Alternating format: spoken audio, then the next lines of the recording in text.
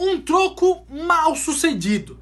As Olimpíadas de 1984 marcou boicote da União Soviética e de seus aliados, o que praticamente não mudou em nada. Com recorde de participantes até o momento, as Olimpíadas de Los Angeles, em 1984, foi um sucesso de público e mídia em geral. Fala galerinha, tudo bem? Sou o professor Igor, estamos de volta a mais uma edição de Olimpíadas. Chegamos a Los Angeles 1984, a segunda vez que a cidade recebe os Jogos Olímpicos de Verão e que deu um patamar mais elevado ainda aos Jogos Olímpicos. A cidade havia recebido em 1932, aproveitando muito da estrutura que ela fez e construiu para aquela Olimpíada, mas com reformas utilizando a modernidade da época, conseguiu fazer com que as Olimpíadas fossem um sucesso total, abafando os fracassos dos anos anteriores de países participantes. E o boicote que a União Soviética fez em forma de troco dos Estados Unidos não ter participado das Olimpíadas de 80 não mudou em nada, e vários outros países abraçaram a causa, colocando as Olimpíadas em outro patamar. Os jogos, que foram marcados pelo cerimonial de abertura, que aconteceu no dia 28 de julho e se encerrou no dia 12 de agosto, teve um marco para aquela época, onde uma estrutura já utilizada em 32, como já falei no vídeo, foi totalmente reformado, mas o que marcou mesmo a cerimônia de abertura foi a entrada da neta de Jesse Owens com a tocha olímpica. Ela foi uma das últimas a carregar até o acendimento da pira, e ela entrou no estádio lotado, homenageando o avô, que acabara falecendo 4 anos antes, em 1980, mas que ficou marcado na história aí, principalmente pelo que aconteceu em 36 lá em Berlim. Então foi algo muito emocionante e que acaba tendo sim fatos emocionantes em todos os cerimoniais de abertura, mas essa realmente ficou marcada nas Olimpíadas de 1984. Os jogos receberam 140 países, um recorde até o momento. Esses países participaram de um total de 221 provas em 23 esportes, um aumento considerável comparado com as últimas edições, e que acabou sendo marcante por um outro fato. Os países socialistas que boicotaram as Olimpíadas quiseram ou tentaram criar um outro evento esportivo, chamado Jogos da Amizade, algo que não rendeu e não alavancou, acabando no ano de 2005. Porém, ainda aconteceu algumas edições com outros esportes, outra metodologia comparado com as Olimpíadas, mas que acabou sendo fracassada e acabou perdendo espaço, e os Jogos Olímpicos se mantendo como o único grande evento multiesportivo do mundo. Pela primeira vez na história das Olimpíadas, tivemos um atleta paraplégico disputando de forma de igualdade com todos os atletas. Nós já temos aí os Jogos Paralímpicos, mas naquela época era um marco, um atleta com dificuldades, independente do que ela seja, participar de forma igualitária com aqueles que teriam, entre aspas, formas normais de uma disputa. E a atleta Neroli Ferrell, ela disputou provas do tiro ao arco e se tornou sim a primeira. Ela não foi a única. Outros atletas com necessidades especiais participaram dos Jogos Olímpicos, porém ela foi pioneira e abrindo outros leques e outras oportunidades para outros atletas.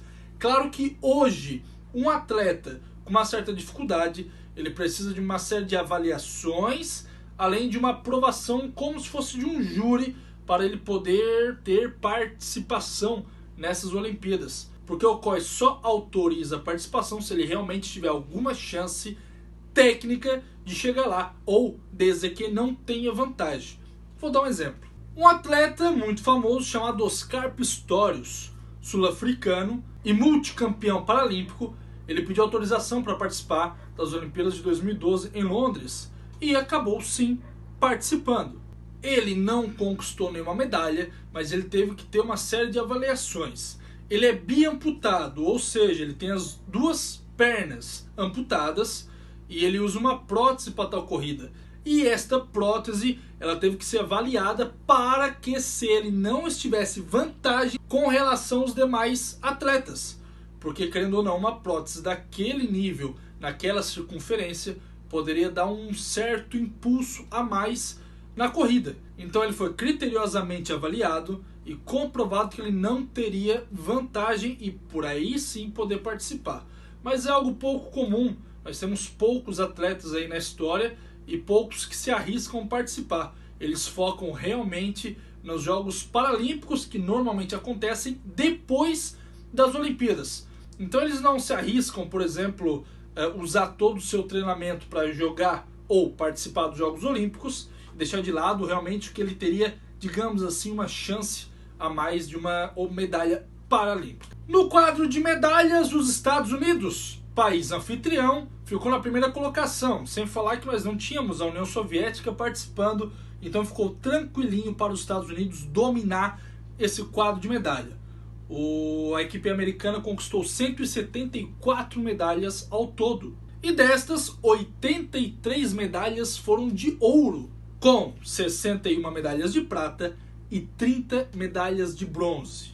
Na segunda colocação ficou a surpreendente Romênia, com um total de 53 medalhas. Dentre essas, 20 medalhas de ouro, 16 medalhas de prata e 17 medalhas de bronze.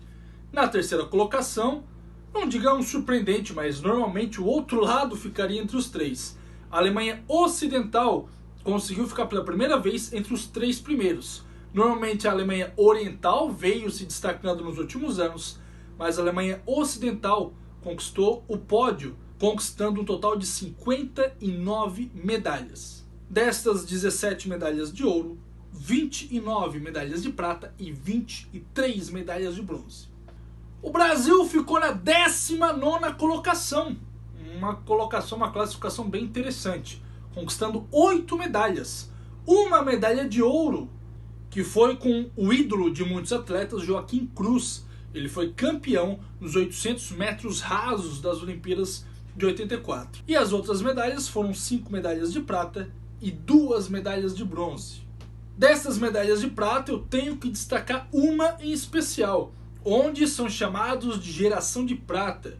O voleibol masculino conquistou pela primeira vez um pódio, uma medalha de prata histórica, e podemos dizer historicamente no esporte brasileiro, no voleibol brasileiro, que foi um divisor de águas, e que a partir daí o esporte começou a ter mais adeptos, onde se criaram ídolos do voleibol e o investimento começou a ser melhor, até que em 2004 a tão sonhada medalha de ouro chegou e o Brasil se tornando uma potência mundial no voleibol e sem dúvida sempre, ou ao menos agora, é uma das grandes favoritas a medalhar ou ser campeã olímpica no voleibol, que é um esporte dificílimo, muito praticado, e sem falar que é coletivo, a dificuldade é um pouquinho maior ainda.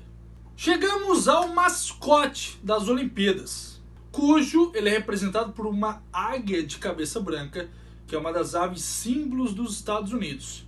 O nome é o Sam. Isso pode ser um pouco conhecido, ou que muitos falam, chamando talvez o patriarca dos americanos, o Tio Sam.